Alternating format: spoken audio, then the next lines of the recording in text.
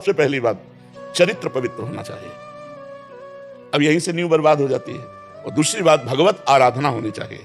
अगर भगवत आराधना और चरित्र पवित्र है और अपने पति को भगवान के रूप में देखती है तो उसका जीवन परम मंगलमय रहेगा, क्योंकि अपने भगवान की जैसे प्रसन्नता के लिए हम चराचर जगत की सेवा करते हैं, ऐसे भगवान पति उनकी प्रसन्नता के लिए सास ससुर की सेवा, उनके भाई की सेवा, उनकी बहन की सेवा, नम्रता पूर्वक धैर्य पूर्वक रहना, वचन विचार करके बोलना और भगवान नाम स्मरण करते रहना, जिससे हर प्रतिकूलता को सहने की सामर्थ्य आ जाए।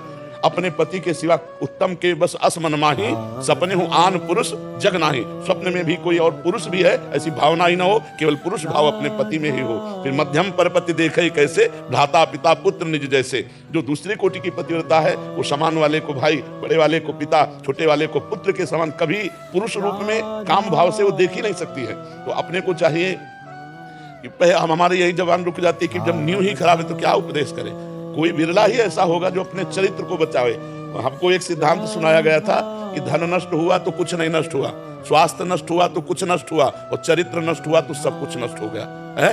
अब उल्टा है, तो चरित्रवान ही, चाहे पुरुष हो चाहे स्त्री हो, वही सदगृहस्थ है जो चरित्रवान है, जिसका चरित्र पवित्र है और सदग्रंथों का स्वाध्याय करे। जैसे रामचरितमानस है, भागवत है, अपने घर में बैठ करके 10-20 मिनट 30 मिनट कुछ कीर्तन करे, ठाकुर जी की आरती पूजा करे, परिवार की सेवा करे, पति की सेवा प्रधानता रखे, ठाकुर जी की दूसरे नंबर में, ठाकुर जी की सेवा दूसरे नंबर में, गृहस्थ जो सदगृहस्थ पत्नी है उसको रखे। अब उसको ऑफिस जाना है, अब ठाकुर जी की आप आरती कर तो रख दो आरती, पहले उसकी रसोई बनाओ, टिफिन लगाओ, उसको पवाओ, उसको जाने दो, फिर बाद में पर्दा खोलो और एकांत में ठाकुर जी की आराधना करो, नाम जप करो। अपने पति को भगवान का स्वरूप समझे, पर पुरुष की तरफ दृष्टि न रखे और धैर्य पूर्वक पति की प्रसन्नता के लिए सास ससुर की सेवा करे, पति के परिवार के अनुकूल रहे धर्म पूर्वक, तो उसे गृहस्थ में रहते हुए भगवत प्राप्ति हो जाएगी। जो अपने पति को भगवान समझती है वो त्रिकालज्ञ हो जाती है, त्रिकालज्ञ हो जाती है। महाभारत में प्रसंग आया, एक कश्यप नाम के ऋषि थे, वो तपस्या कर रहे थे, तो एक पेड़ में बगुली आके बैठी, ऊपर बीट कर दिया, उन्होंने गुस्सा से देखा वो भस्म हो गई,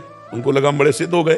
तो एक घर में भिक्षा मांगने के लिए गए, भिक्षाम दे, तो एक देवी निकली, पतिव्रता थी, उन्होंने कहा महाराज कुछ मिनट ठहरो, अभी मैं आई। और उधर दूसरे दरवाजे से उसके पति आ गए, तो पति की अगवानी की, चरण पर खारे बैठाला, थोड़ा जल पिलाया, फिर कहा भगवान आपके घर में संत आए हुए हैं तो उनको हम भिक्षा दें। उनका अवश्य अवश्य, तो कुछ फल मूल आदि लेकर के गई, तो नाराज हो गए, इतना विलंब कैसे कर दिया।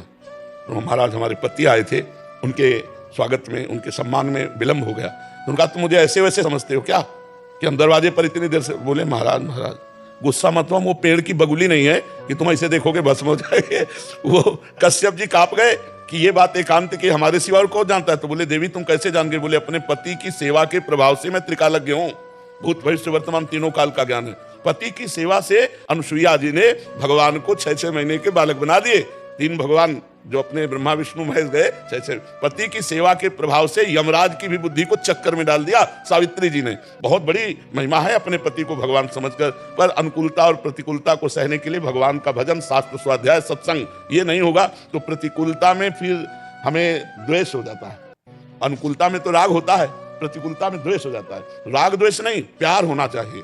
प्रेम में देना ही देना है, लेने की भावना नहीं होती, सुख देने की भावना होती प्रेम में। तो अपने पति से प्रेम करे भगवत भाव से, और नाम जप करे, सत्संग सुने, शास्त्र स्वाध्याय करे, बहुत बढ़िया सदगृहस्थी पार हो जाएगी और भगवान को प्राप्त हो जाएगा।